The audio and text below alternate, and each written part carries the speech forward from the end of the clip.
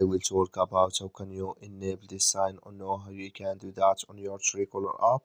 So you just follow these ways, then it's going to work with you. So all you have to do, you just go here above your photo profile, click on it. So then it's going to take you to your profile. It's going to show for you like this here. Then all you have to do now, you just go above this sign, click on it. So then it's going to take you to next step here. Then you click here on block. Just click here on block.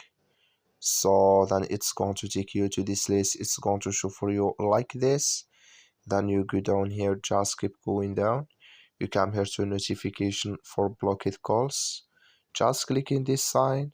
Like you see this color show for us here. That's my notification for blocked calls enable with us now. So that's all you have to do. I wish you I get it. That's all. Thank you for watching. Don't forget to support us by liking and subscribe.